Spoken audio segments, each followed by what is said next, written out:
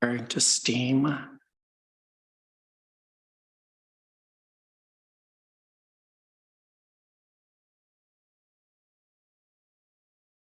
Uh-oh.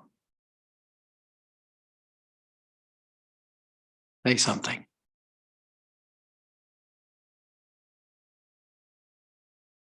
Is being investigated. We're good now. Becky, Oh, it's now live streaming. Yep.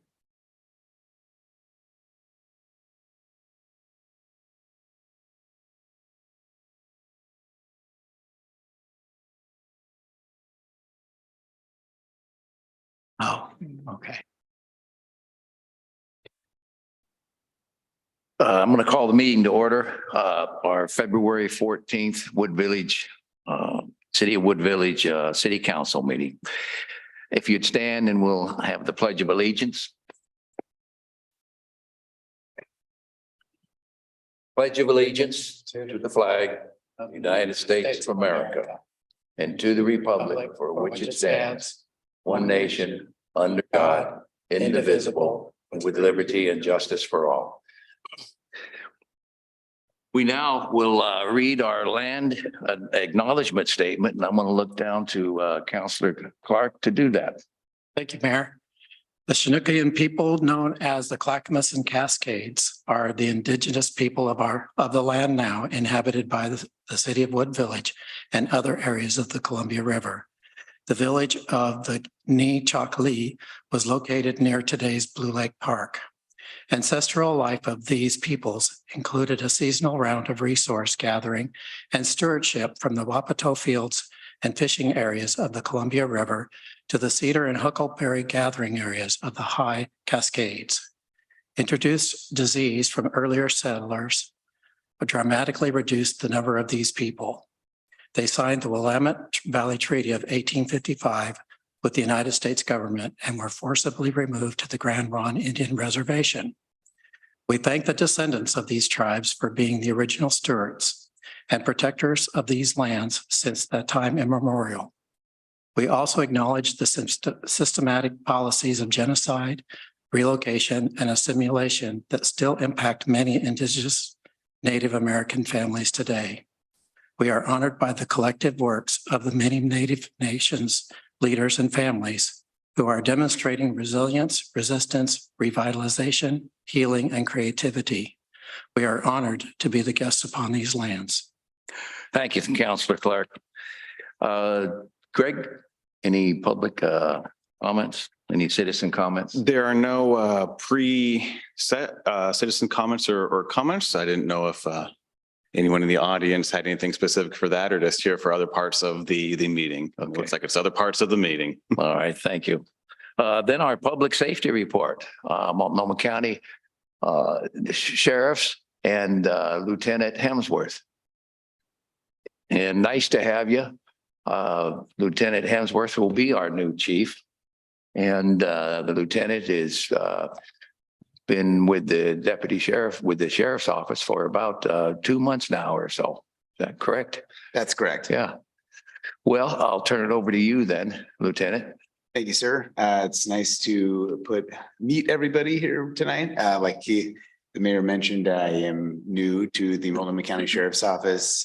I'm not new to law enforcement per se, but new to the Sheriff's Office. I spent time as a military police officer in the Marine Corps and worked for the Washington State Department of Corrections, and then about 17 years at the Port of Portland Police Department. My last assignment there was as the detective sergeant assigned to the Transit Police Department, which is managed by the Multnomah County Sheriff's Office, which is how I got to know the Multnomah County Sheriff's Office. And great team, and I want to be a part of it. And December of 22 that happened. So I'm newly appointed lieutenant, Multnomah County and patrol, and happy to be the chief of police for Wood Village. So, Well, nice to have you here, and we welcome you to Wood Village. Looking forward to working with you. thank you. As per the report, looks like we did about 330 calls for service this month, with about a 50-50 ratio of calls for service / self-initiated activity. hoping to increase our self-initiated activity to go back to levels of 18 and 19 as seen by the graph. I think that it is possible to increase from where we are now. There has been some legislative changes that limit the number of traffic stops or the reasons for some traffic stops, but the dip that I see in here is largely listed to the pandemic time of different policing, and then also an incredible staffing challenge that has since been resolved. We're currently only 1 or 2 vacancies down. There's a handful of deputies that are on the books, but they're not actually working they're in the academy or in field training, stuff like that. But we're much better staffed today than we were a month ago or a year ago, or certainly 2 years ago. So happy to report that, and also happy to report that will likely increase self-initiated activity. There's no major calls or anything that stands out to me within the last 30 days, nothing of significance that I have to report to. There was 7 hit and runs. I researched those hit and runs and discovered that 5 out of the 7 were a parking lot unattended vehicles that were struck. One of which was a moving vehicle, and the driver unfortunately pretended like they were going to pull over and exchange, and then. Other than that, if there's any questions I can answer about this report or about myself, I'm happy to do so. I had watched YouTube University on the types of vehicles that are being stolen a lot, which are Hyundais and Kias. And a lot of this has to do with the fact that they're easily stolen because of the type of locks that they're not using that prevent them from being stolen, by the keyless entry and what have you. And I noticed that in the log here that one of them was a Hyundai in our particular case. Have you happened to notice that is very prominent as far as what you Just see? in general for stolen vehicles? Yeah, yes, I have. There seems to be a correlation with Audis because they have a valet key that glove box. Certainly with Kias, that's been a new trend. And unfortunately, last year there was, with the rise of TikTok, there's TikTok trends of how to steal Kias, which doesn't help. And then all of our traditionally stolen cars, which are older Hondas and Ford F-150 or Ford F-250, F-350s, it's mainly because the ignition lock and the cars didn't have chipped ignition. So stealing a car in the movies, with a couple of wires and a screwdriver. Cars have come a long ways and prevented theft. Some of those have taken a step back, such as Kia. We've noticed certainly that some of those, like the Kia Souls, are stolen at a higher rate than other small SUVs. Until the manufacturer comes up with a fix, we advise those that there are aftermarket things such as the club and otherwise, which could be defeated, but otherwise likely thieves would pass on to a target that didn't have a club or a gas or brake immobilizer device hooked to the steering wheel. Okay, so those things are still effective then. They certainly are effective at deterring theft, and they can be defeated, but it would take in more tools and more time, and oftentimes they'll just onto one that doesn't have that. So That's good to know. I have a grandson that was telling me that they're ineffective now. And I was like, I was trying to offer him one and he didn't take it from me. I think it was more the inconvenience of using it. they are inconvenient Yes. as opposed to nothing, Okay. for sure, but Are stolen. Yeah. Yeah. Okay. But thank you for explaining that. no problem. Generally what we do, we kind of look at this report, and I know I'm speaking for myself here, but when I see something that is, different than the previous report, and if I'm looking at your self-initiated dispatch calls, dispatch versus self-initiated, and it looks like a good trend to me, but can you comment on that on this second page in? You see the dispatch versus self-initiated. Yes. And, we went all the way up to 198, which is higher than I've seen for quite a while. Is there any particular thing that would, or is it just, a practice that Well, as Your boss leaders, wants we to. often encourage our deputies to be as proactive as possible. There's a lot of law enforcement benefits that come to being proactive and initiating self-initiation can oftentimes reduce crime. But I would say that aside from positive motivation that we give the deputies to do so, the staffing is even each week that goes by, our staffing is increasing. Where a shift that would normally be filled with 6 or 7 deputies, 2 or 3 of them could have been on mandatory overtime at times. And now the mandatory overtime is slowed down, which means people have a little bit more work-life balance, more time with the family.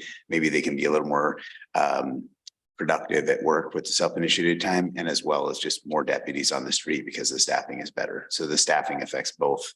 Well, that is really great to hear. And that your staffing is up to the point that we can be more proactive and stopping, your stops are up too, your self-initiated traffic stops. And that is a good sign as far as I'm concerned.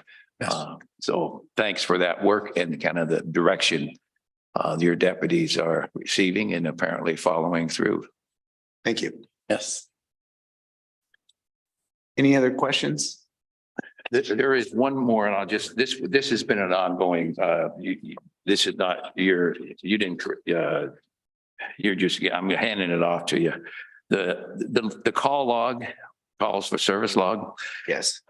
Can you, next time, maybe give us the description of what those abbreviations are for that incident, Yeah. those incidents? Absolutely. Yeah. Yes, sir. City manager mentioned that prior to this meeting, and Okay, I sent an email okay, saying, thanks. for next time, can we get our key ledger back? Even those helpful for some of those Oh, codes. yeah. I don't have to memorize. I keep making up, reasons for those, but I'm pretty sure they're not right. The elude Right. one we got. Thank you. I Appreciate understood that. elude. Yeah, but the ACCHR, that one kind of, Any other questions for Lieutenant? I'm good. Lieutenant, once again, thanks for being here. We're looking forward to working with you.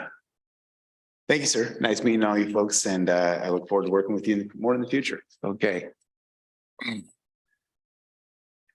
Next item is our review of the bills paid, and that is on the consent agenda. Any questions about those bills? No questions? There a motion? Move, so, Mayor? Move to approve? Approve. Second. Move to approve and seconded, all in favor? Aye, Aye. thank you. The consent calendar, any questions on the minutes? We're a lot of them. Oh, yeah. Yes. Yeah, go ahead. It's Greg. not on the minutes, it's on the event. Just want to point out that the cleanup day is in there. 20th? May 20th at the former Greyhound Park site. We Yes, worked I the saw Grand that. Ron since our former site at the town center will hopefully be under construction with a Chipotle and Chick-fil-A. So we work with Grand Ron to have it there, plenty of space, easily accessible. So should be another good event. You said May 20th? Correct. Yeah. Yeah, thanks for that. I did see that in there. So that was a good reminder. Even the time was on there. I'd loved it. Yeah. Yeah, so Yeah, that's, I don't remember what it was now, but I put it on my calendar. thank you. Move to approve the consent calendar, is it? I'll move to approve. Second. Oh, so moved. Oh, moved. What? You're supposed to so move this time. I'll second. What am I supposed to say? So moved. Why haven't I heard that before? Well, Okay. all in I feel favor like I heard it. I, for the consent? Aye. Aye. Thank you. sorry. I was giving you the- Okay, city events. Yeah. All right, Phrase. so the community cleanup day, we just heard about. If you have any other questions, you can follow up with Greg, but that's a good event. What time is that on May 20th? It'll open at 9 a.m. There'll be a separate communications for if you want to help and volunteer, typically around, 8 o'clock. We're also trying to work and haven't got confirmation yet with partnering with Metro through our partnership with City of Gresham and doing some like battery recycling, sharps disposal, and maybe even like compact fluorescent bulb disposal. So a couple more add-ons to our usual bulky electronics and some specialty things in partnership with some other partners. Yeah, it's a good event. John, you're presenting us on the ordinance 2-2023. Municipal code update for industrial pretreatment and solid waste. Good evening, Mayor, City Councilors. That's what was real.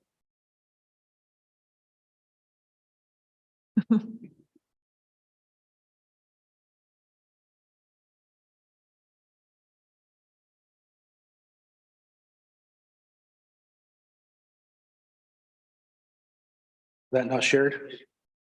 Sorry. We set John up to fail since No, he was no, first up on it. Back to there and then do it.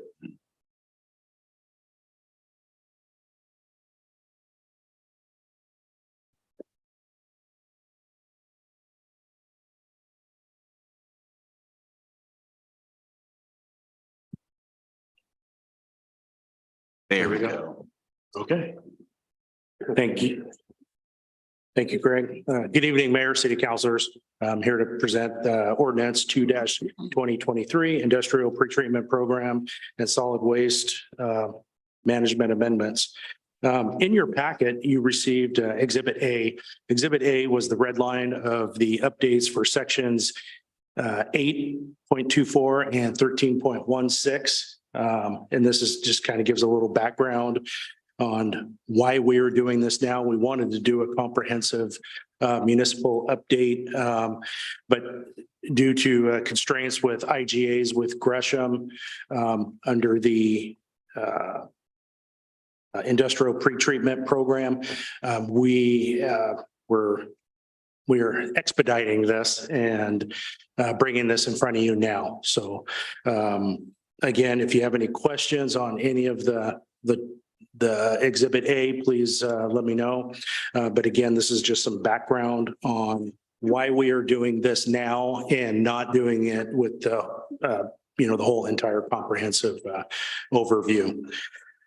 What are next steps? Following the adoption and codification, the city, we have to provide the ordinance revisions to City of Gresham.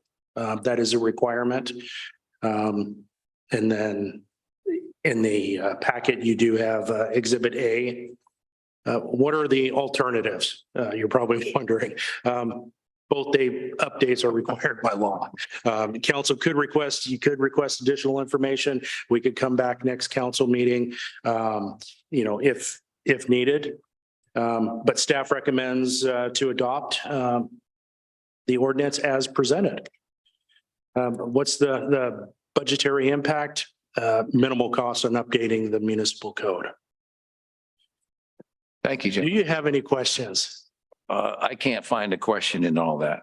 Does anybody else have any questions? And understand that if there is not a, Counselor, if there's not a unanimous vote, that we'll have to bring this back to the There next we have- meeting. Councilor Clark? It's a sad day for me. Because I've always known access points to be manhole, but I understand. Yeah, I talked to my wife about it. I showed it to her and I said, it's a very sad day, that. And her point is that she never knew of any women that would ever want to go down in those things in the first place. I would go down. But you'd go Sorry, down? go on. You would go down? Yes, I would. That's awesome. We can also introduce you to Erica. Yes. Public Works Supervisor. And the other part was, I can remember hiring my first female staff to work in Public Works, and she wanted to go down there too. And that was a long time ago. So I'm glad this day is here. Yeah. That we're here. Now a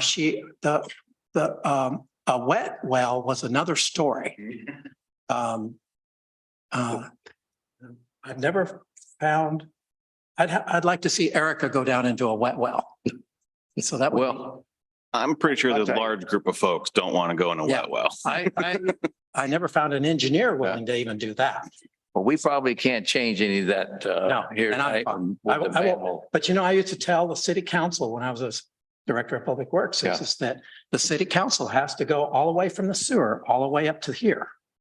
And the buck doesn't stop anywhere. So you see, All right. this is all a part of it. So Anyway. That's right. I'm Thank glad you. it stays here, All right. and I know you want to move on. So, okay, so Yeah, do I hear a motion? I move to adopt ordinance 2/2023, adopting revisions to the city's solid waste management and industrial pretreatment codes as required by law. I'll second that, Mayor.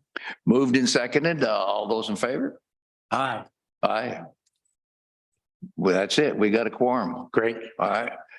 I know Did this I- is a really dumb question, but why didn't you say so moved on this one? Like, what's the difference? Because you had to read this one. Oh, I see. Okay, thank you. Got it. Now I'm really getting this council thing. Yeah, this is actually an Keep that. ordinance. All right, good. It's. Thank you, Mayor and City. The other- Thank you, John. Thank you. All right, thank you. We're, Okay. yeah, this is, you know, and there's various ways you can try, you can make recommendations to a move and motions. And so you're hearing a mix of both of them right now. I will try to make it more consistent, because I generally just, do I hear a motion to move this and, I say so moved. I see. We, and then we just vote.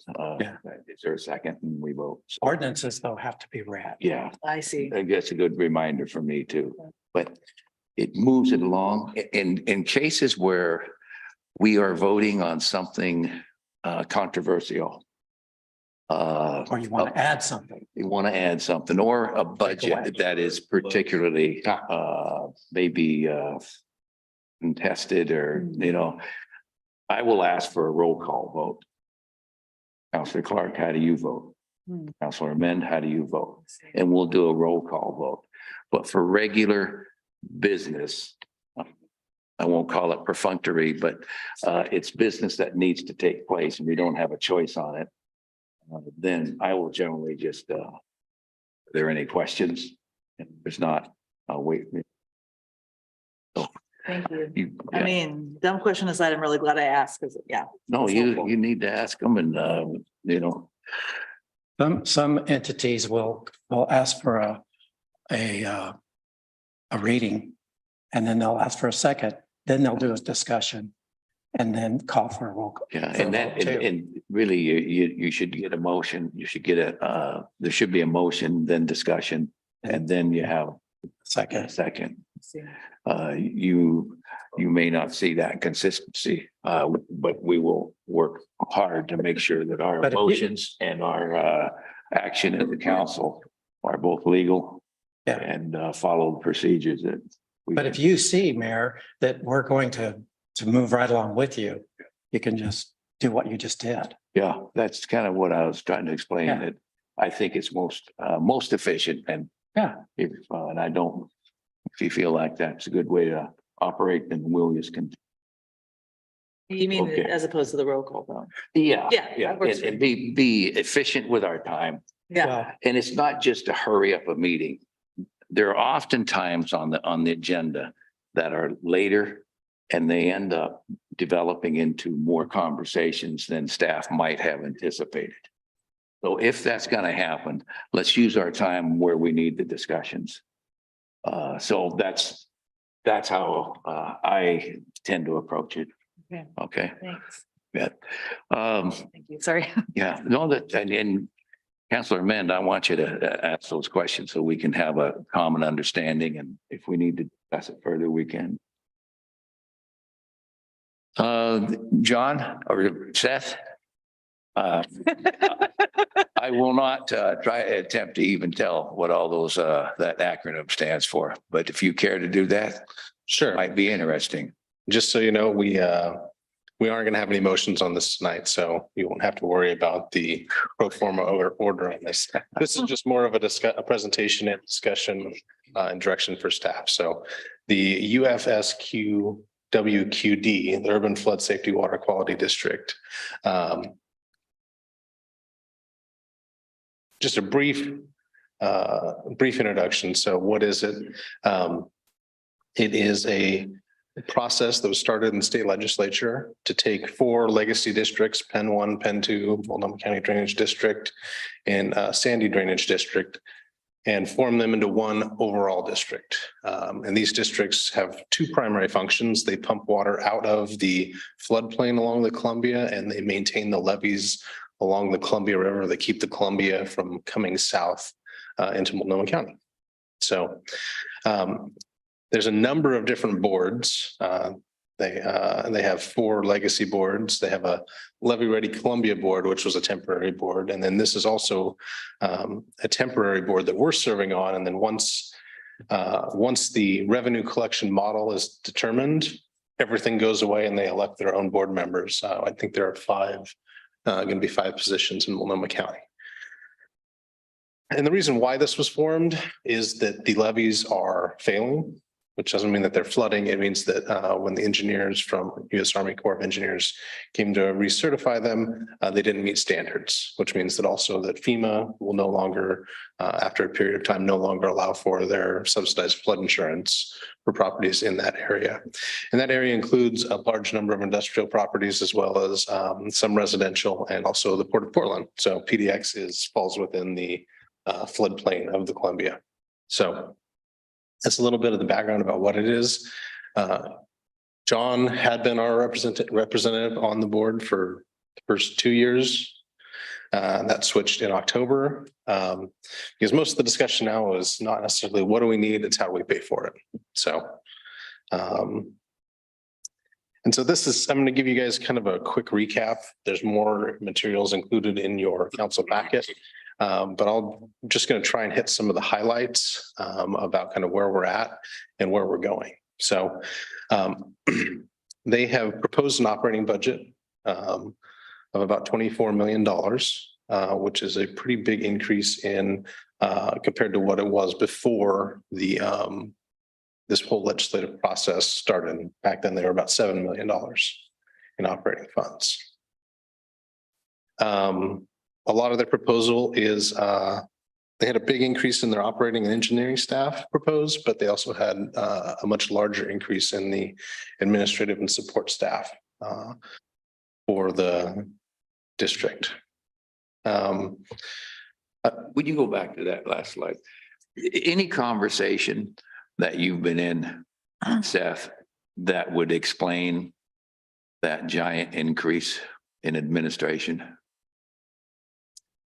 Good explanations or? Well, I mean, there must have been a question asked. I think that part of it is they are hiring up for a transition because there is a big lift administratively. They have 2 legal staff and they're wanting to add a 3rd, which makes sense for this period where they're trying to navigate both their existing charters and moving to this new state mandated legislated order. But I think the question more is that do you need 3 legal staff long term?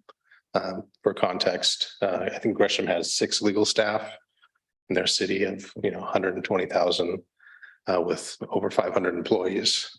This is hopefully going to be about 40 or 50 employees. So I think that's probably the best explanation is there is a lot of work to do in the setup. But then some conversation have started about what's the right size after you get through that initial startup phase. Okay, thanks. Some of their benchmarks, and this kind of illustrates that there are a number of different flood districts within the US. Some of them have good information that you can use for comparison. Some of them don't. This represents about half of their comparators. But one thing is that these are all much more mature districts. And it really does show that, as kind of that showed on the FTE graph, nobody has more administrative staff than they do operation staff. Most of these districts have about 4 administrative staff for every 6 operators. And so that's kind of what we're hoping to, the feedback we're hoping to give, just to get us somewhere within comparable to other flood districts and how they operate. And this also and this is their 1-year projected budget. This is their, I believe it's their 24-25 or 25-26. Are the budgets annually? Yes. there? Okay, The budgets would be annually. This is what they're proposing is kind of their first year when they're their own district. We've also pushed kind of given some feedback on the staffing costs. A lot of this has to do with the fact that a lot of the positions that they need for the transition are administrative and kind of high level. You know, you're going to pay more for a legal staffer than you are going to pay for a utility worker. And that's just kind of, but once they get through that period, kind of the feedback that we've been giving to them is that you need to be more in line with your regional comparators, which this has the three cities, some other cities in Multnomah County, Clackamas County, and then some stormwater sewer providers within the region. Which again, we're wanting them to kind of be in line with other agencies that do similar work, either locally or across the country that have the same purpose. So that's kind of been the feedback that I've been giving at the meetings. The other conversation that is occurring is who's going to end up paying for the costs of the district. They have the authority under their current legislation to go out for general obligation bond. Their list of assets that they feel like they need in order to meet some of the requirements of the Army Corps of Engineers and FEMA, as well as some major capital projects. They're looking at doing a bond in the $150 to $250 million range. That would be something that they would have to take to voters. That's something that they are hoping at least for a letter of support from the council in order to do, as well as they're trying to put together a team of elected officials to go out and advocate for this. And then on the operating costs, they're still in discussions about what their revenue model is going to be. Right now, the feedback we've given has been that the people who directly benefit from this, which are the people that are in that floodplain, that if the levees fail, they're underwater, need to pay, shoulder the most of the cost for that. I feel, people that are further away in the district can help, but can't be the ones that shoulder the majority of their operating costs, since they will be the ones that are shouldering the majority of the general obligation bond costs. And so that kind of brings us to go back to that, what you're, the ones that are really in the direct line of a flood that could have catastrophic effects on the Port of Portland or Yes. airport and et cetera. Maybe probably down at some of the terminals. It would be, they would pay the substantial cost, and the folks that like us that are away from would very likely not see any flooding damage, would see collateral damage, would have collateral impact on our city. But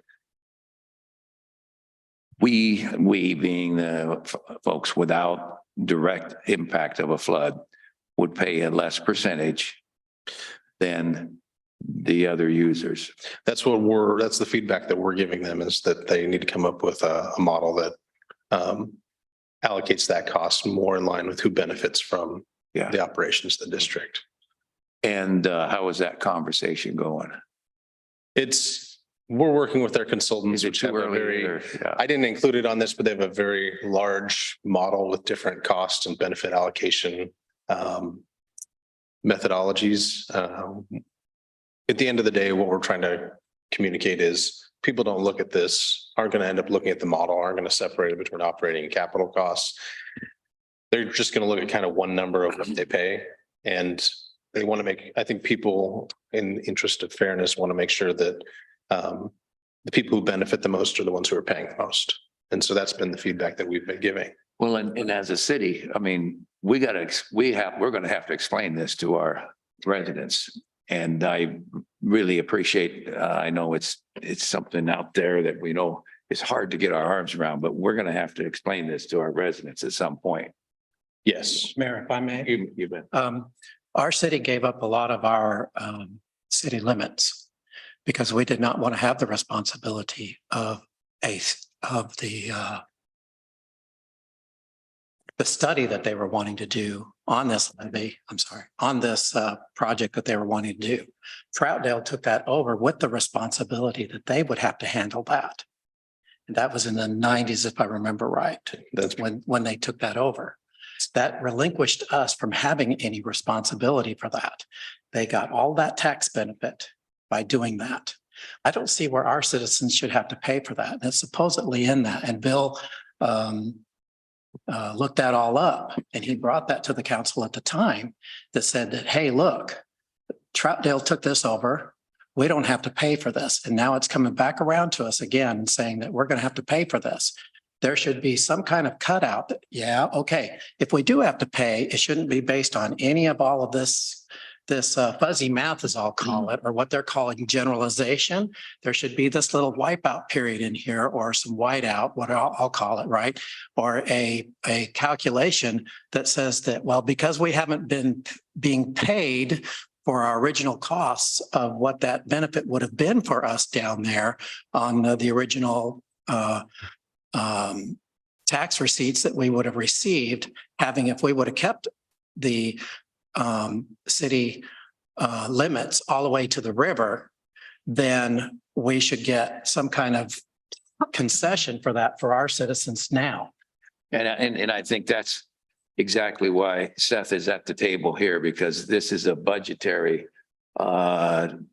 conversation, and it needs people really, in my opinion, based on what I've seen from this and the conversations we've had briefly. It's just what you're saying. Okay. Counselor. And they We did have to make pay attention. they did structure the model so that there's fees that only apply to people that are within the floodplain. So there's a set of fees that only apply to people within the floodplain. There's a set of fees that apply to people that are within the immediate watershed. And then there's fees that apply to everyone within the district's boundaries, which is all of the urban growth boundary within Multnomah County. So there's some recognition that that needs to occur. It's just, we're at the level now where we're kind of back and forth of asking how much gets pushed to one area or the other. So that's I take your point, and we've made that point, and Bill made that point when he was here. Greg's made that point when they've reached out, and we want to make sure that we're not opposed to paying for some of it, commensurate with the benefits that are received from, it I wouldn't just be. haven't heard, this is my third council back, so I hadn't heard it at all tonight. So I just wanted to reiterate that now. So, okay, we're good. No, and it's a very good point, because part of this whole process is they could go out and try and do a collection on their own. But there's a lot of issues with that. They don't have a way of knowing when someone moves in, moves out, when new properties are created. They're not like us where somebody wants to tap into our water system, they have to contact us, and we know exactly when someone moves in. And it's not something that we would normally share with other government agencies, that kind of information. If someone doesn't pay our water or sewer bill, we should turn off their water. They don't have that collection stick, because there's not any way to turn off the levy just for that one person. They talked about contracting it out to either a governmental agency or a private utility. The issue with that is the issue that I think you guys have heard a lot about in the news, which is that with like the art tax or some of these taxes that are newly created, is you might only get 60 or 70% of the people to pay them the first year or so. And then you have to have a whole department that's job is to go out and try and find the people who aren't paying and then get them to pay and send out nasty grams and hope that they do pay. So there really isn't a good mechanism for them to do that kind of on their own. And so they sent a letter to I think all of the cities within Multnomah County to see kind of the ask is, would you guys be willing to collect this on our behalf as part of through your utility billing system? And that's kind of that's an open question. That's kind of why we're coming to you is I'm on the board as your representative, and so I can think, I can say yeah, but ultimately with the council decides what does and doesn't get put on the utility bill. I could say yes, and you guys could say, Yeah. forget what he said, we're saying no. And so there's still a lot of work. We're still putting together some drafts, but the question I have is if we feel like we can get them to a reasonable number, which includes their staffing and operating costs, if we can get them to a reasonable split between people who directly benefit from the levies and pumping and people who don't, if we can get them to something that's reasonable, is council willing to consider putting this on our utility bill? I think that for a typical single family home in Wood Village, it'd be under $1 a month. It might be a couple dollars a month for a business. I think in total, again, they're still working on the numbers, but I imagine that our bill would be in the $50,000 to $100,000 range per year. It's kind of the total overall contribution that we would have to make. Which again would come up to about $1 a year, hopefully less than $1 a year per property. Now, I will say also that I think if we can get them to something reasonable, this makes a lot of sense. I mean, we don't want to be on the news for being the next New Orleans where we didn't properly pay for and Or Flint, maintain our levies. And hey, if you want to fly to Portland, you need to fly into the Troutdale or Vancouver airport because PDX is underwater and we're not sure when it's going to be undone. So it's not that there isn't any benefit, and it's a project that does need to move forward. And there's been a lot of conversation. There's been a lot of struggle to figure out how to pay for it and what's the appropriate mechanism for doing that and the appropriate government structure. I'm not saying that they landed on the right one, but the one that they ended up on and passed the legislation on is to form this overarching district with the ability to have geo bonds and to do some assessments. And I think that we could push back and say no, but then they're back to the drawing board and back to the state, and we might end up getting if it goes back to the state legislature, I'm not necessarily confident that they'd come up with something better that works out in our interest. So So, tonight, we also- yeah, sorry. let's focus on what Seth is asking us for tonight. So he has some direction. So just think about that. Let's Yeah. talk a little bit about that.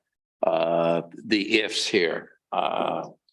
If the budget gets more reasonable and in comparison to what other flood entities, boards are doing and the cost, if it gets reasonable.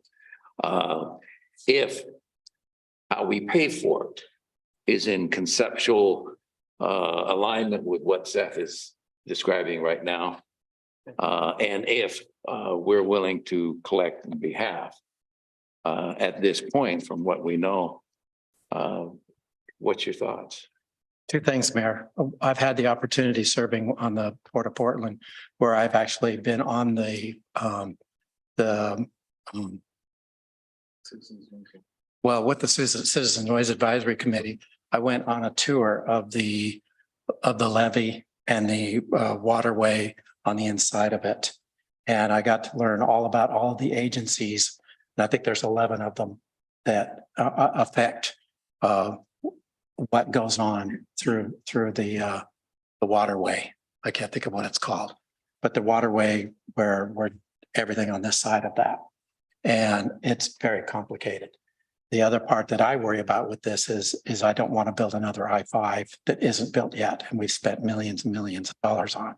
So if we put too much of a force on the nut, and we're going to fight for 5 cents off of every dollar, I want to avoid that too.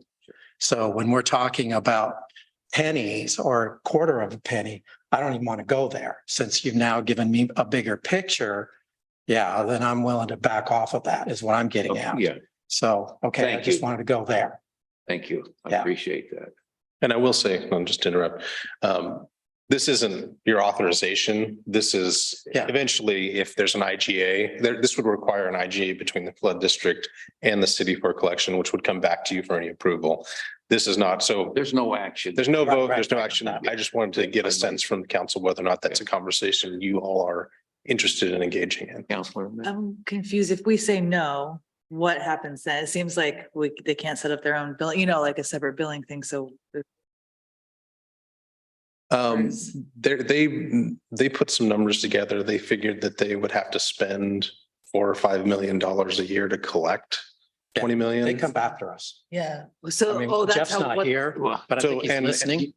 And there's also, it's not just then the 4 or 5 million to collect because of that uncollectible rate that Seth talked about earlier, instead of, I'll call it the absurd $25 million right now, add 6 to that, plus add even more to that to account for the uncollectibles. And so you're going from an absurd budget of 25 million to 30 plus million instead of, say, the leveraging, the bargaining chip, saying we're willing to have those discussions if it's brought back down to, I think what the original intent was in the original ask several years ago was, it does make sense to have one overarching district. It's a system. And like you Yes. said, I mean, it works together. There can be efficiencies with that. And there also needs to be a little bit of help from the region. And I think if we get back to the spirit of a little bit of help, not buying all the add-ons, that seems like a discussion worth continuing. And I've let them know that when they say it's more efficient to consolidate district, you either have to demonstrate that you're spending less money than you were, or that you're doing a lot more if you're spending more money. And that's kind of the pushback that we've had so far. As you're talking about efficiency, we need to see it in the numbers before we move forward. And we don't want them to put in substandard either and No. have them come back in 5 years and want to spend another 25 million. Yeah, no, and they're doing a lot of work to put together a list of kind of everything holistically that they need. And it's really, with the geo bond that they're proposing, should be 50, 75 years of protection. Yes. Councilman, did you get your question answered? I did. All Thank right. you. Yeah. Well, this conversation will help direct staff. We're not agreeing to anything yet until we see something a little firmer. Yes, But I think we got the concept here. I- Yeah. We're gonna see it again and yeah. So if they come back with something that's agreeable and reasonable, Yeah. you guys are open to putting it on the utility bill and acting as their agent for collection yeah, at this point. at this point. Yeah. And I think that would be myself, I think that's the best way to do it. Certainly. Okay. Well, then that's all the direction I need to go back and continue to be curmudgeonly.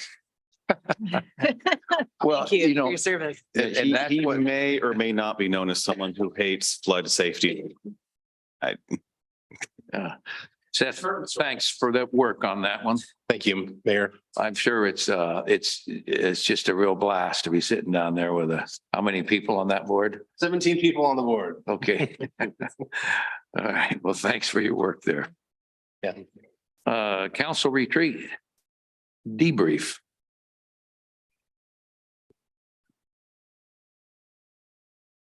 Thank you, Mayor, members of Council.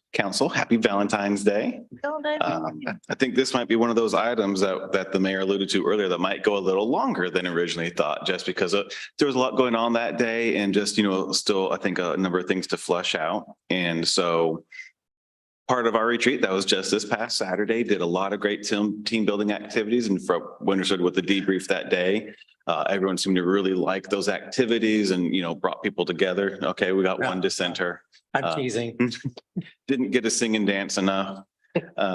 We reviewed the accomplishment here, which there were numerous and many. We look at the mission, the model, the value statement and goals, and I have a separate slide on the suggested change for that, so we can talk a little bit about that separately. Had an update on the master plans, which focus mostly on the upcoming water and sewer master plans that we hope to bring you next month at your second March meeting and really start diving into some of the details, but you certainly got the trailer for it on Saturday. The 5-year financial forecast, which really sets the stage for the budgets and future capital projects. And then we didn't get to spend, I think, as much time as probably we all would have liked at that whole, what's next Wood Village and what does that look like? How do we do that in terms of community engagement, the issues, priorities, and how that translates into the annual performance plan? So again, have a little more detail on that section as well. So for the value statement, the current one is a city that cares, with CARE standing for courtesy, action, respect, enthusiasm, services. And the suggestion was change courtesy to community and enthusiasm to engagement. So it's still a city that cares. We know, we we'll still care, but also makes it a little more relevant and applicable to the direction we've been moving these past couple of years. As the question at the retreat was, how do you use it? And the response was, well, we don't really, because it just didn't really resonate. This seemed to resonate with folks. So just want to pause and just, you've had a few days now to think about it. Is that something you'd still like to move forward to? Because we could bring that back at a resolution at your next meeting. The value statement one? Correct, yes. I like the changes. Yeah, and then I think it's, a good change. And hopefully we can start using it to really brand our city. I think so. We have a couple ideas on that.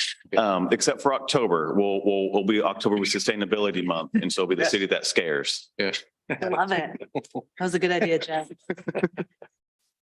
Again, on the master plans, again, focused a lot on the water and sewer. We touched on streets and stormwater, basically said, yeah, we're doing our maintenance activities and probably ought to look at revisiting stormwater in the next couple of years as we've taken on a few more projects.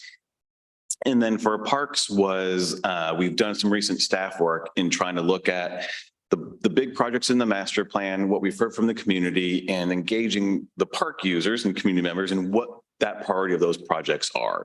It's $4.5–5 million worth of projects, and we've got to budget that out and can't take them all at once. So which ones are most meaningful first?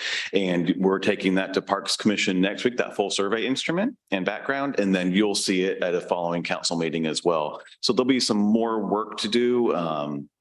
And presentations on the parks projects and where those priorities may lie. But we did spend a little bit of time at the retreat talking about that. I just got, and I don't know the outreach that's already been done to this. It sounds like there's been good outreach on the parks plan that we'll be looking at, the budget. It certainly provides some unique, provides insights that I think were a little unexpected, but not surprising. And I think that, from some park users' perspectives, from, council and park commissioner perspectives, from staff's perspective, where those priorities interchange, mix and match. We use the example of the restrooms. They're not that old, but they're certainly not to our standard. Do you spend a bit of money trying to refurbish it? Do you just replace it? And it was a mid-tier priority. And is that because people who use the park don't tend to use it because it's not something they want to use? Is it because the expectation for public restrooms is down here, but we want it up here? So those types of questions are still, I think, ongoing. It's also one of those questions of sometimes we see things a little differently and may anticipate demand. People will see, oh, this is what the park is today, and not have a harder time seeing what the park could be tomorrow. For example, when we say, turf field, some people would think, oh, well, we don't want a whole AstroTurf sports field. But what are the thoughts of if you just turf the infield of the ball diamond, for example? And where those priorities and tensions are, futsal court versus skate park, and what does that look like? And because we don't want to put projects against one another. We unfortunately sometimes have to just to budget and time constraints and what's the right way to keep marching towards improving our park. And I think there's another opportunity for future concrete engagement and efforts is in that, because it is already it's framed in with opportunities for specific input that we can take action on and feedback loop appropriately. So will we be looking at a recommendation and action on this after your meeting, or? Is it? It's more a discussion. Discussion, And okay. follow up and provide any recommendations from Parks Commission to City Okay, Council. all right, that's how we'll see it next. Yeah, because I think you'll see there's, a few tiers of some community high priority projects. Good. And so I think there's enough to keep flushing out. Yeah, good. But I don't think we're there of here is the project next. I think here are the projects that are next. And for the 5-year financial, it's looking good. There's options for the long term. And we've had those discussions for our public safety, especially fire. And there's just so many unknowns in that 5-year period of what that looks like. But certainly for what we know and what we control, we're doing well. We're on a good path. The lines went up. It's a little small text, but for the annual performance plan, the first here is I listed stuff that came off of it, not because it's no longer a priority. It's because you all said at the retreat, these are things we just ought to do on the plan or not on the plan. They're part of our fabric. And this is, the second and third year in a row where we've pulled some things out because you said, these are just who we are now.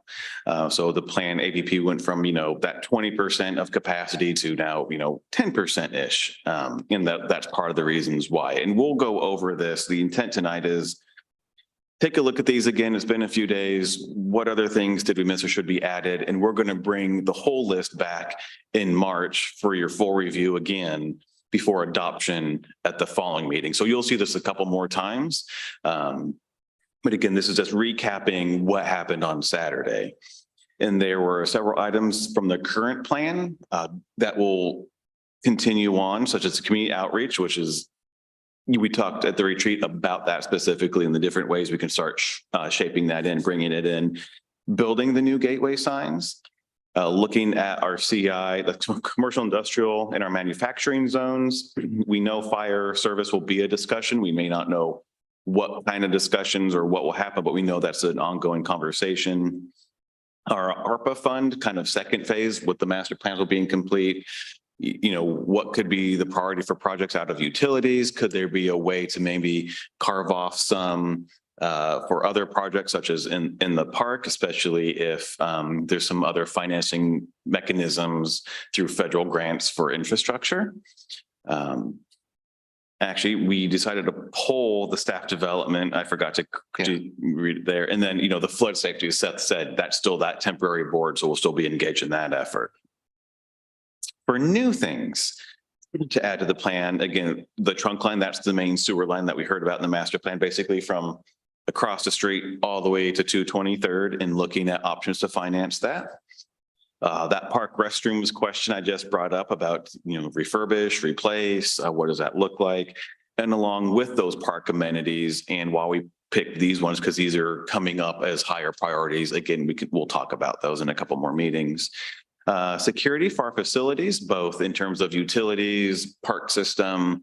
Again, just making sure with all the news about incidents with utilities, making sure that we're safe, reliable, secure. Setting up the customer self-service payment portal, supporting manufactured home co-ops. The next one, the supportive services for the unhomed was still a little squishy. So that's still kind of a placeholder title, but certainly it came up. And then community service day for the city. And that's unlike the cleanup day you just approved, where it's people bring their stuff to dump. It's people go out, pick up litter on Errata or 238th or, clean up ivy in the park, for example. So it's setting that up and exploring that concept and idea, which also can be used as an engagement effort. Something like a solve.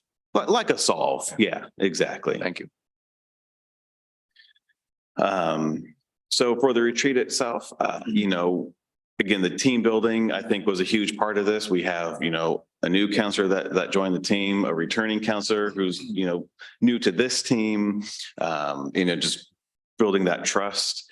When we did the debrief at the event, there was a lot of 9s going around. So that's good. Total cost is, again, forgot to remove that. I thought it was going to be $550 in food. It ended up being $507. So I rounded down to $500. Then $8,000 for the facilitation. I just want to point out that was more than just, the 8 or 9 hour day on Saturday. That was the pre-work, doing the interviews with all of you, interviews with the team, setting up and making sure that the activities would be appropriate. So it wasn't $8,000 for one day. There are several days. Plus there'll be a report coming out probably next week that summarizes the facilitators' thoughts, actions, and some of those components. So we'll bring back at your next meeting. Just, yes, the facilitator is going to give us some feedback. correct. It'll kind of a follow-up summary report. Excellent. So we'll bring back that value statement at your next meeting for adoption consideration. We're going to bring back a crafted APP that would look, similar to what used to seeing it as, with more detail about what the projects are, cost estimates, and that'll be at your first March meeting. And then the adoption. Actually, I think the APP is this, well, it will be adopted before the budget, put it that way. And what other questions do we have about the retreat? Some of the information, things we didn't get to, because again, We spend a good deal of that time on the community outreach and engagement on kind of the why, the purpose, the sharing of power. And we have that plan to bring back for you as well in more detail, taking that information, refining it into something a little more tangible, maybe some actual suggested programs, projects, or initiatives. And I think that might help with the question of what's next, Wood Village, that we didn't really get a touch on. You know, as the information was in the packet. We showed it on the slide for a couple of minutes that day about opportunities, priorities, challenges in the period ahead. Because it seemed like the universal was, well, we kind of know some things, but we don't know all things. And I think there'll be some time to start marching towards what we all want to collectively do over the next 5, 10, 20 years. Questions? Comments? Well, I picked up that I felt like that staff kind of felt that there wasn't enough time for input from us as far as the council on what we were expecting or wanting to add to the APP. And I didn't know if we wanted to spend more time collecting our thoughts to put together something and coming back for them at another time, or, you know, or adding them as we, you know, before the budget cycle, or I don't know. I mean, we could do it a couple ways. If you have ideas or thoughts now, certainly you can share them now. If you would want to add them, then the next council meeting is a little tight on time, but if you want to say, gee, can we get 10 minutes on the agenda just to bring that back in case, as we think over the next couple of weeks, if there was something else, we can certainly put that in the agenda. Let's hear it. Councilor Amend, do you questions about this or thoughts or any comments? Not at this time, no. Yeah, I like the idea of like thinking about it a little bit, but Right. My comments were related to the annual performance plan. Would you go back to the slide, Greg, that showed that? Let's see. Yeah, I think that's, yeah, okay. So these annual performance plan items, they're pulled off, Mhm. okay? And they're just part of daily operations. Correct. Who's gonna do the work? And I'm gonna talk this through again because at that, and if you were paying attention when I was talking, I got mixed up here. In what was coming off, what was gonna be just on, and if it came off, how we were gonna do it. So I got a little, it was late in the day for me. So I want to go through this again. So these items, they're now just part of the daily operations. Correct. Rolled over from the current plan are these items. So they will be rolled over and just on the APP. On the proposed one, correct. Okay, go to the next slide. These are new ones for the Yeah. APP. So we got we're calling it 10% spread there. So we got those other items. And now we're considering adding these to the performance plan. Okay, so I'm just conceptualizing this and I'm thinking as I don't know what 10% looks like in staff time, but we got these items, okay, which are all important in the community. Okay, so that's what I needed to know. Yes. So now some of these may need more discussion if I'm hearing. Is that correct? Yes, I wanted to bring one back up again that I that I brought to you, Greg, before I got back on the city council. I had sent you an email about the skate park Mhm. where I found where there was a complete grant, 100% to pay for a skate park. Mhm. And I wanted to see if we could put that all through. All we have to do is apply for it. I believe we actually did apply I know we tried the Tony Hawk Foundation. The Tony Hawk Foundation, we Yeah. tried for a grant for that. Oh, you did? Mhm. Okay, I didn't hear back from No, you. we didn't either. Oh, you didn't? True. Thanks for the app. Yeah. And I think that's where, again, park amenities at this point, still a little squishy, but I think it would include, because we heard from you, skate park is a priority and we don't, just because it wasn't listed, in those 4 items doesn't mean that we're not going to talk about park amenities and opportunities. We're talking today how to structure the budget about potential grant opportunities. And if there's matching components or opportunities, how can we set the budget up to take advantage of potential grants, whether it's for skate park, futsal, that type of thing. Okay. Could you guys send me a copy of what we sent off to him?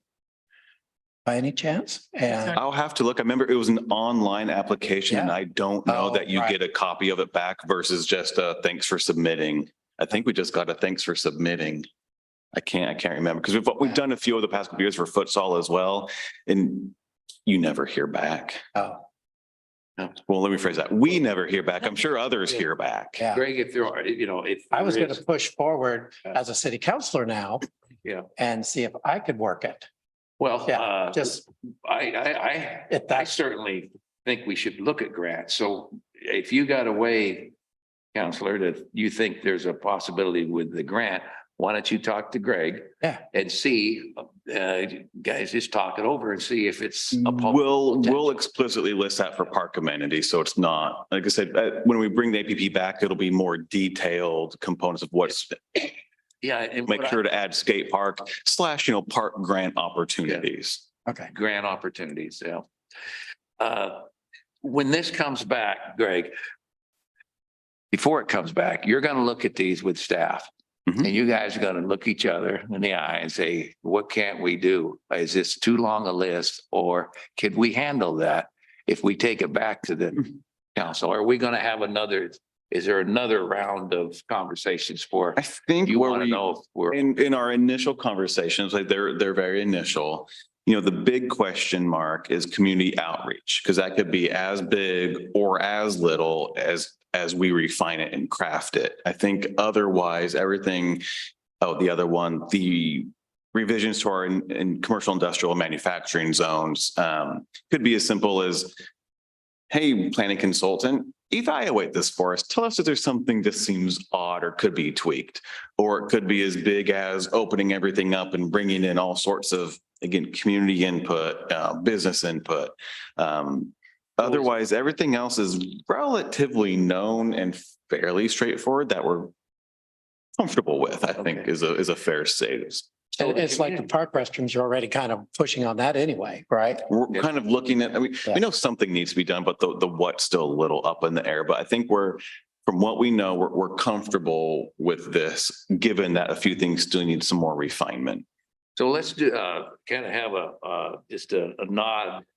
When you get into that community engagement, we were all into that conversation and didn't know quite where we were. So when you get into that, if you find here's what I think, I don't want to speak for everybody on this council, but I don't expect from that conversation, we're going to have a big old robust community engagement program that you're going to present to us. So go slow and and try to synthesize maybe some of that conversation, may be the first step here. When I think it'll be robust. I also think it'll be very targeted and specific to a couple of buckets and not necessarily have a tsunami. giant box and tell people what should we fill the box with. Yeah. Yeah, Yeah. okay. Okay. So, all right, Thank you. questions? All right, Greg, All thank you. right, thank you. No action on this yet. No, we got the direction we needed. Let's see, city council appointments. Yeah, no presentation on this because we've got the great fortune to refine this process over the past couple of years. We got it down where just wanted to make sure that I thought I know what I knew. And with former Mayor Harden resigning, that leaves an open spot in the council because there's less than 2 years left of that term. You all can appoint for the remainder of the term, which would expire December 31st, 2024. The plan is to announce that, newsletter, website, social media. We've got then the standardized application, which we put down deadline April 17th, which allows enough time to get it in your April 24th packet or 25th packet, where we've got our standardized interview questions. And then you could interview any interested individuals and have your vote and welcome someone new to council. And the magical thing about having it April 25th is if it was April 14th, they'd have to, even though they'd be on council one day, have to file their annual, IRS. no, it's not the No, IRS, it's ethics. Ethics. Yeah, ethics statement. So having it after that gives them a full year to understand that they have to do that. It also gives a decent amount of time for promoting it and letting people ask questions or have their interest. And just so everyone's aware, the really only requirement is that they need to be an eligible voter in the city and it must have lived in the city for at least 1 year as of the 25th. The questions were in the packet, so those are the same questions we've used in the past, so. Correct. You've seen those. The question about where was that, Greg? City council, the expectations for members. That's in the next staff report. That was in the staff report. That's the next item. Oh, all right. You're jumping ahead. Well, forget it then. Let's go to the next. All right. If there's no questions on the appointment roll, we'll roll. Oh, yeah, regional meetings. Yeah. Go. Here's the one everyone's been waiting for. Yeah. Well, yeah, go ahead. So it was brought up by our new mayor that we ought to have a bit of discussion on what are expectations for either our own meetings, regional meetings, our events, special events, committee appointments, because there'd been some, I'll just call it unwritten rules or expectations. And, you know, with some new council members, new mayor, it's a good opportunity just to revisit that and see what the want and interest is. We also thought that'd be a good time to talk about, call it branding or showing off our brand through apparel, whether it's, fleece jackets, dress shirts, polos, maybe special water bottles. Be a Care Bear costume. We'll get to the carry. Thought we'd first kind of talk about the regional meetings and events. And there's two actual call outs that we want to make as part of your discussion about what your all expectation is for your fellow counselors in participating in more or less regional events or regional meetings and events or special activities.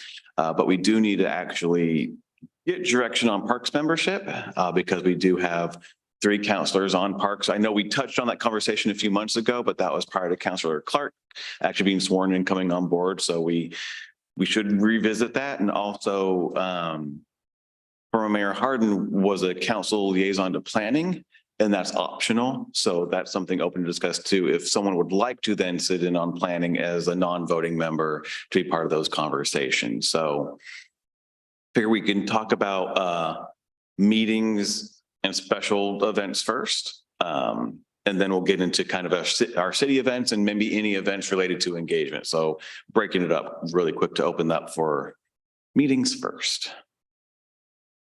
What about the regional meetings separate from? That is what the meetings, I just put it as meetings first. So whether it's All right. regional, local, special, whether, we've got a muck tuck, there's a whole bunch of other initials out there for things to participate in. And I guess the discussion question is, what is council's expectations for one another in participating in those? Well, Mayor, you didn't see me, but I stabbed Councilor Mann as a planning representative.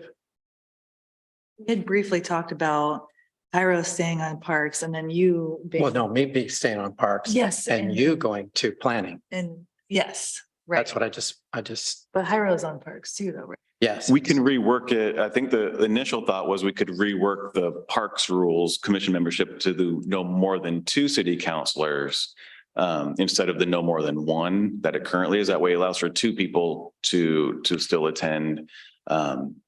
And then the planning already is written in as you can have a council liaison. That works for You me. two work that out and I don't know if you heard me, Greg, but I was suggesting to the mayor to appoint Councilor Mann To planning. not parks. Right, because she's on park, so she'd have to come off parks, Right. Okay. but would go to planning. Yes. Okay. have we taken formal action for that, Greg? Do we need to? we just discussed it back in December. Oh, if you want to take formal action, yes. All those in support? Well, I mean, there's a motion. Does it require a motion or is it just the mayor Can it just appoints? be a- You can just appoint. You just Yeah, all appoint. right, we're gonna. You This got is it. something you You get got to- it. Mayor, this is I something you just think get you to do. need to You're get your on. gavel out so it's official. Gavel. I'll tell you You what. should gavel. Work, bang that booger. I know they took it away from me. We put it on a plaque. It got cast on a plaque. Yeah, that's the one on the plaque came from. Soon they'll give me a plaque here pretty quick. Yeah. and say, is it time yet, John, for you to go? Yeah, how about that? Congratulations. Really quick side note, my last name is pronounced Amond, and I'm so Amen. sorry to everyone. I never correct people, and I was just given some feedback that maybe Thank you. I could, yeah. So Amen. Lene Amond, yeah. Amen. Yes, Amen. yeah, Pronounce the A. Amen. yes. Okay. Have I been saying? Amend, which is how it's spelled. It- Okay, amen. Mhm. My first name is Lene, rhymes with Renee. That- Lene, amen. Yeah, Lene. I think I've been saying that. You've been you have saying. been saying it right, yeah. Thanks. Yeah, I'll just say Councilman. Amen. exactly. All right, Counselor, amen. You're on there. Okay, Okay, so we- planning it is. And you're on. Yeah, so And she's off there. Yeah. she's off, it's on. yeah. Yeah, you're Oh, on. it's But you're still welcome to attend the I've been on. meetings You've been on. next week. You just have to sit out here. Mayor, Okay. may I continue to be on part? I don't know. I'm gonna have to check You're with gonna other thank- people. I'll check with. You never get off it, I'll tell you. You're turning red, Okay. Mayor. Put on. So what else we need here? Well, there is a talk of just other meetings. And Well, Emuctuck, we've got Counselor Marks on a Yeah. muck tuck, but there's, and I, again, that is one that I believe we need a person at the table. Mark knows it because there are things that go through there. Wood Village has a vote and they have to have votes from our jurisdictions that are a part of this. Okay, so from Emuctuck meeting, which we had just the other night or other. Last night. Last night, Last- yesterday afternoon. Yeah. It was pointed out that you didn't show up to the JPEC meeting where you are the, Alternate. but you are now the co-chair or vice chair or something like that. Not. Because you took Scott's place automatically. Just so you know. No, I haven't taken anybody's Well, that I there- haven't, that I haven't heard about. Okay. Nobody's just assigning me someplace. So I don't know what that at JPAC, I'm an alternate for Mayor Stovall in Gresham. Oh, that's what I'm getting at. He pointed out that you took Scott's place because he resigned. With you being the mayor of I the know village, that. you have now taken Scott's place automatically. I know that. Okay, So what, I didn't go to a JPAC meeting. right. I'm not going to a JPAC meeting unless Travis Stovall can't. Oh, you're the alternate. I'm the alternate. What Well, is Jake? They're expecting you to show up joint- to every one of them. I'm Well- just sharing with you what he shared with me and what he And shared with who's our he? group. Who's he? He's the mayor of, Mayor Stovall. Stovall. yes, and is he not the chair of JPAC? I don't think so. I didn't think I don't think so. Just a representative there. Yeah, Uh, he was really Well, he was not exactly happy about the fact you weren't there. So Well, I'm you- just passing that on to thank you you. nicely. pass it off. Mayor Stovall and I can have a conversation. Yeah, And- So he'd thank love you to for have that a cup of information. coffee with you. And JPAC is a joint I'm policy sure of advisory that, committee on in a nice transportation. way, Thank okay? you. Well, yeah, no, I've already, I already knew I was gonna be the alternate. But the alternate's not gonna show up at every one of them. This It's your alternate's choice. not. Yeah, but I will be there in case he's not, if he's gonna be absent, and that's what he and I talked about. Oh, So, but I appreciate if there's miscommunication there, so I'll follow up on that. So, thank you, Mayor. uh, Anything else on meetings before we get to events? Events, okay, let's go to. Yeah, let's go to And events. So again, it was kind of for a while an unwritten expectation that counselors attend all city sponsored and supported events. As often the case is, life happens and there's vacations, illnesses, or just, work that gets in the way. So it was an opportunity just to revisit that. What is the expectation that you want to set for yourselves and counselors about attending city sponsored functions? Also, as we're talking about engagement, there may be other outside events that we want to have a presence at, and you don't have to settle maybe on that one tonight, since we're going to talk about engagement a little more, but setting that stage for, we've got our own events, what's that expectation? And then we might want to be attending other events that are mutually beneficial, maybe getting out some of those thoughts, because again, time is a precious commodity and you've all got other things you're doing and you're all volunteers. But again, what is that expectation and what do you want your roles to be?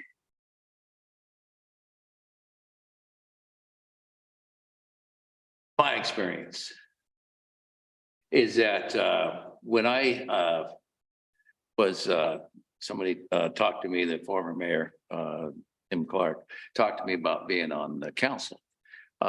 We had breakfast and I talked about it and I said, yeah, I'd be interested, but I can't be at every meeting, and give me some idea of what the commitments were.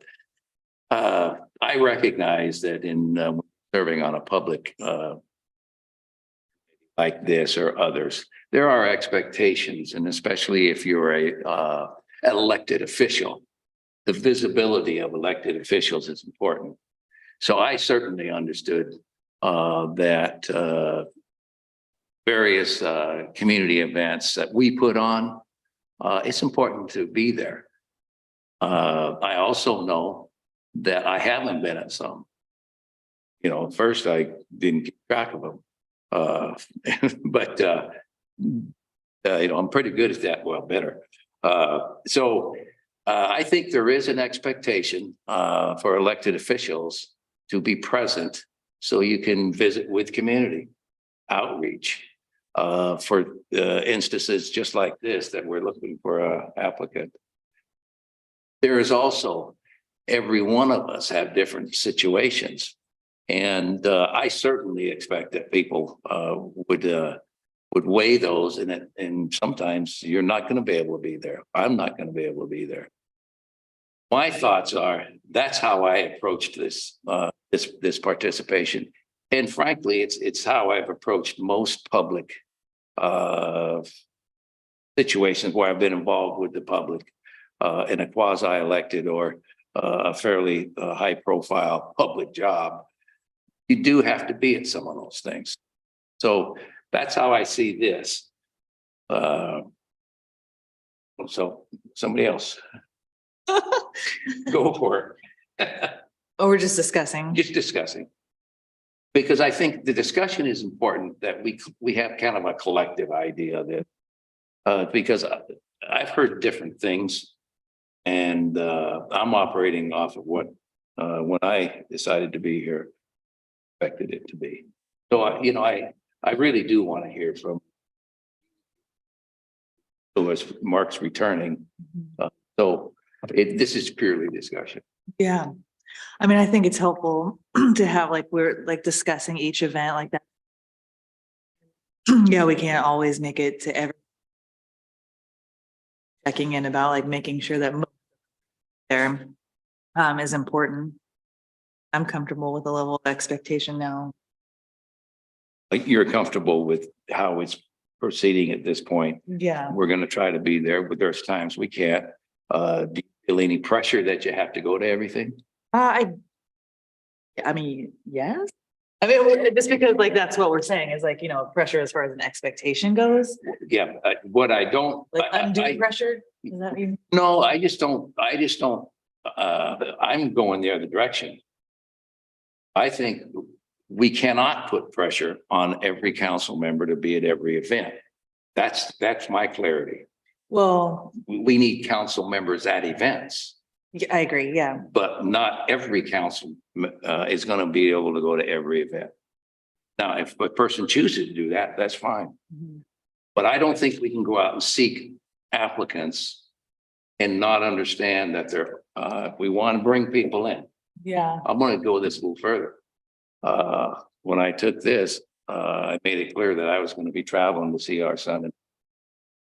And now that we have virtual, that is, it's a little easier, and I feel a little bit better about it. So I think we have to accept that. I think if we have somebody that wants to, looks like a good applicant in this community, but they travel on business.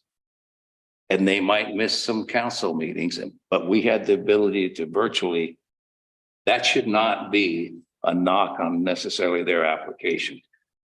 So reaching out and including as many people as we can without putting up barriers that might prevent somebody from being on council. You're a single mother. You have to, you have to, yeah. So I don't want anything that would preclude somebody from being on the council. And if we, I want the position to be open to people. I definitely agree. I guess what would be the threshold? Like if we're saying there's expectations, like we all should be, like, but it's kind of vague. Like what would be the plan if one of us just isn't coming? Like, do you talk to them? Do we talk, do we readjust? Like what would be? It's a demerit. Acceptable? Like you're not coming to enough. What's that? It's a demerit. Yeah. Yeah. That would be how I. would Shame on your approach it. family. Oh, And I'll just stop by your house and pick you up. If coming anyway. if that would happen, I would expect that would be on my shoulders. Okay. Follow up Yeah. with individually, Like if you felt. privately. Like what would be the threshold though? Like, am I really missing a lot? Oh, Like, one almost out of- Well, after the first year, once or twice, Mhm. Okay. that's going to require. There's also something, I believe it's in the charter, not the municipal code. If there's 3 unexcused absences from meetings, that can be grounds yes. for removal from the council. And that's meetings, that's not events. Not events. Yeah. Right. All right. There's And that's nothing also attached to events. unexcused, which means, something came up. I'm not, Council President Rios Campos, for example, Hospitalization, had, we'll allow it. Yeah, I guess maybe that's a good, like, if we're gonna go with like a non-policy recommendation is like, if you miss more than 3 and it's. Well, and I mean, I'm willing to, I mean, it's just me talking. I started first. I want to hear from everybody. We need, this discussion needs. I think it's been vague as you're.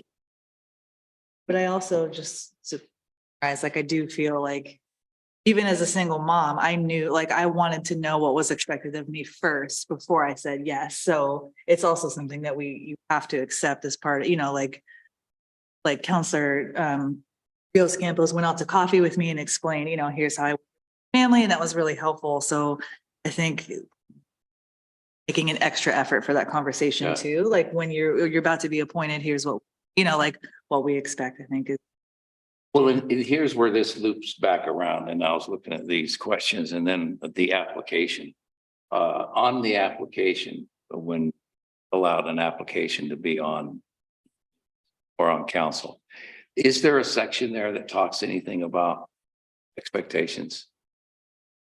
So as I looked at this, I think we need to have some description in the application. we have a council job description. Okay, Ooh, all right. that's good. We can add that to the packet because it talks about just being present, and it sounds like there's a value certainly of being at meetings, but also as opportunities in the communities, it's a value to have council representation and how that looks in terms of who can attend, and that sounds like.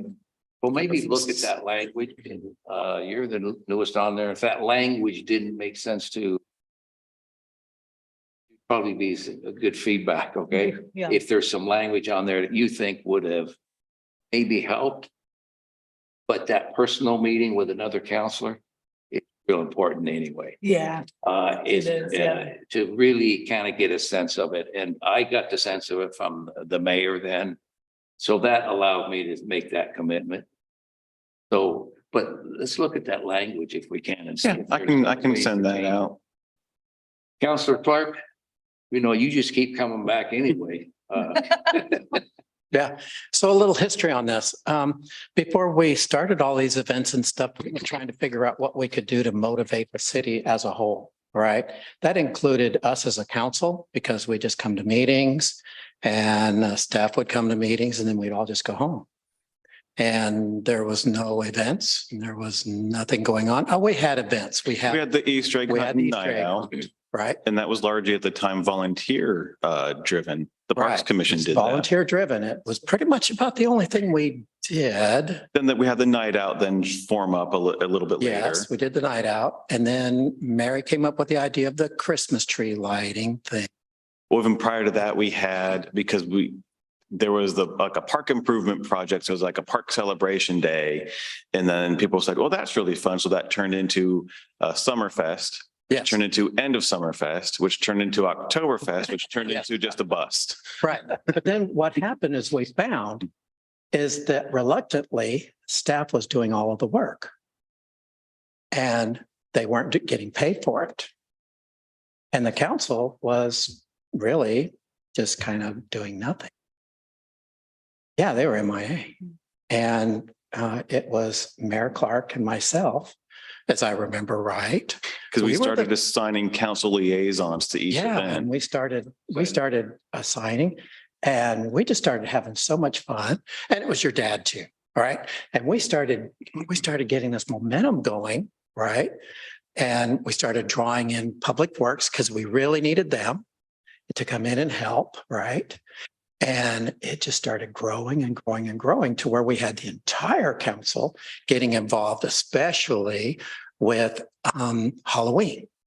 Oh, the Pumpkin Fest. Pumpkin Fest with all of the pumpkin contest stuff Mhm. and all the face painting and the council itself was having an absolute blast because we weren't doing council stuff. Yeah. We were deliberating on who had the cutest little faces. Yeah. Oh my gosh. And the best pumpkins. You talk about having to make a decision with 9 little kids out there from the ages of 2 to 4 and 6 and whatever. I can't remember because Yes, we only did it that Yeah, one we had- year for the carving contest. yes, we did have carving contests and I mean, we as a council had so much fun doing something other than okay, the discussion and then expectations on attending and supporting city event. I mean, it was so much Well, fun. I think Okay, I don't know how old that history is, but. then it COVID feels like hit. Yeah. Yeah. COVID, I was on here. Well, yeah, that's what I'm getting at, but I was gone at that point. But what I'm seeing is that now the council, because of this disconnect, is that, well, I can't come to these, and I get that, and I get where you're at now. But I see the cohesiveness is starting to pull, and I'm worried about that. Okay. All right, that's Thank you. where I'm coming. And I want to somehow generate that back up again to at least where we got at least 2 people at all times. Yeah. If we can make something like that happen. Thanks. Because Counselor like Clark. at our Halloween thing, as far as I know, your dad may have been here for a little bit of it, Mhm. but he wasn't on the council. Mary and I were here the whole day. Mhm. It was colder and all get out, right? And wet. I don't remember. You were there. Yeah. Were you here? Okay. That's, I was directing. But you weren't on the Mhm. council then, were you? Were you on the council then? This last October? Yes, Yeah. yes, you were. Okay. But where were you at? Where were you out here? I was trying to remember. Maybe just What walking around. receipts? I was. Were you at the cars? Were you? It was out there with the cars. and Okay, so something were you out there with me and we were having a blast with all those kids handing in I'm trying to. No, I was directing traffic. Were you, that's why I didn't see you. Well, Okay, Counselor Clark, your point is, if I hear you correctly, yeah, and I think, Counselor, amen, talked about it when we met. Yeah, it sounds like we're all in Yeah. agreement that So- mostly we should Yeah, go. So how we gotta about keep that this? energy How going. about this? Because I like your energy, all right? Yeah. So, and we all do. We all want energy. Yeah. Hang on, and I'm getting tired, you guys, taking all my energy here. No. No, I'm just, no, Gotta Mark, keep building on it. no, you're good. This is all good conversation. That's why we're doing it. At the, when we're getting close to one of the events, we'll just take a little roll call and see who's gonna be there. All right. I just don't want Love it. staff ending up doing all the Well, work. I'm gonna get to the staff in just a minute. Okay. So does that make sense? It makes sense to me. I feel like we're all on the same page. And Yeah. I'm glad you said that about like worrying that. Yeah, me too. Is that- Yeah, that's- and I that's want our important. volunteers to be recognized. I want us to be there, Yeah. helping them along, See, I- pushing them, helping. I haven't perceived that, but this is where I want to go next, staff. How are They're you waiting. doing? How are you doing? Have you felt like there's been a decline in counselor attendance at events? No. Well, sure, they're gonna say that. Well, I mean, there were certainly as some maybe have other obligations or have other parts of their lives. They're not able to attend it. We've also added a lot of events since, from even 10 years ago to now. There's a lot of more events versus the core 3 or 4. There's like 6 or 7. I think what's changed is, trying to celebrate and encourage counselors to attend the events for the reasons all mentioned versus if a counselor has to miss 1 or 2 events, not feeling ashamed, pressured, or embarrassed because they had other things. No, I'm not saying that that's occurred. I'm just saying, I think that's something that would be valuable to make sure that life happens. Well, this needs to be, we all have a perception here, so let's see if we can work this out a little bit.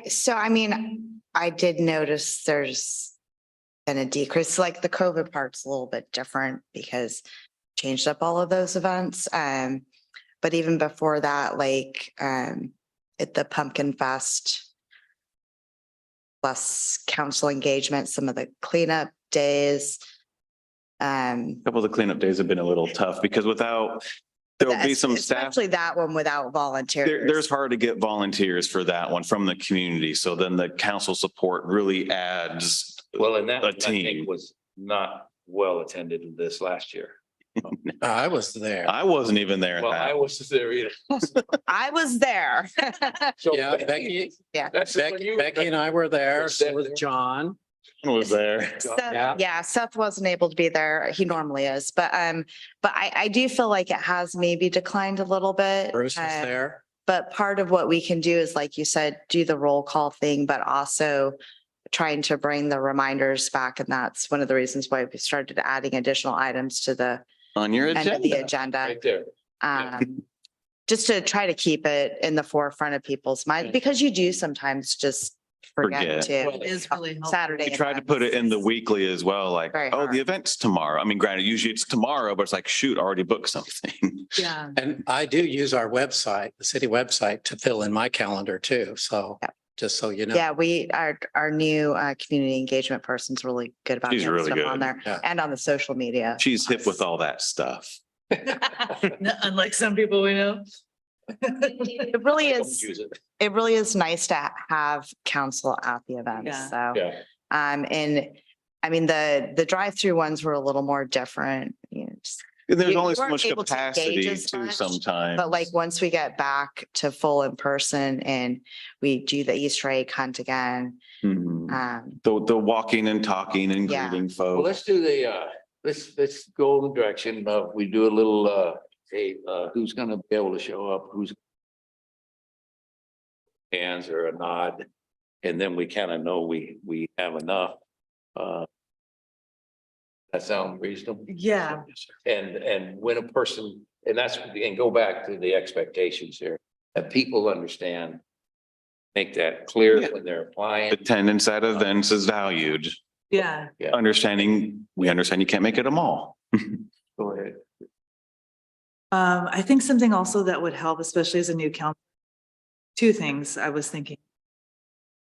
Like sometimes new events, like I went to Las Posadas and I was like, I don't know what to do. I stood here super awkwardly and just froze with my family and like, we can talk with people and whatever, but if like. You expect me to check in with the mayor, you know what I mean? Like, because why this all came up is I was like, well, I was at some of these events, but no one saw me or I didn't, like, maybe I didn't have a big enough presence. or Well, something, and that's you know? kind of like, those weren't necessarily city ones. They were city supported, Yeah. like Hispanic Heritage Month celebration, Las Posadas, menorah lighting. Just, being visible, I think is just part of it. Right. Yeah, but I mean, I guess like it would be helpful, like maybe for newer members to like, hey, why don't you meet us? And this is where, like, I'll walk you around and introduce you. You know what we can do too? I mean, the obvious thing, not to formalize this in any way, but when we have a new counselor, somebody can be kind of their buddy for a little bit, get them used to it.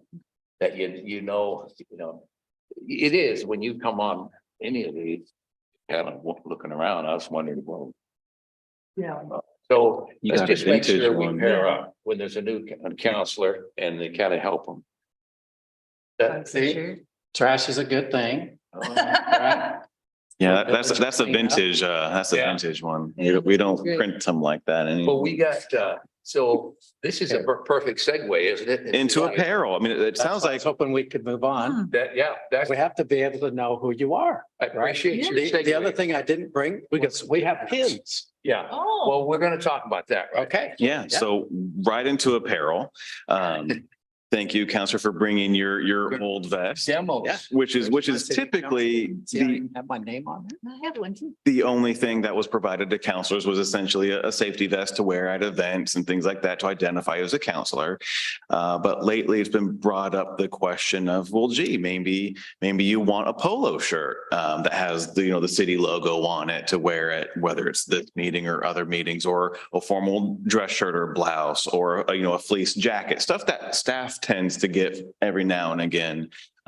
Staff doesn't much care for their name on it, but they love having the logo on it, or at least they'll accept having the logo on it. And also, as Councilor Clark pointed out, we have some, I call them novelty T-shirts. We don't really do event-specific ones anymore, except we actually are going to take a run at some for the Easter egg hunt this year because it's the 35th. And Caroline has some great ideas and concepts for that. That could be just kind of a fun thing. But typically we have the Where the Heck is Wood Village T-shirt. And then we have a volunteer one that people can get at events, which basically on the front says City of Wood Village, 1951. And on the back, I call it a cute little, it says what's missing from the sentence, and it's "you are," and it's, volunteer has "you are" missing from it. So it's this cute little volunteer shirt. So we have some of those, but we've never asked the council, what do you want? Would you like some fleece or polos? Or we actually have a new hat. We also have like stocking caps.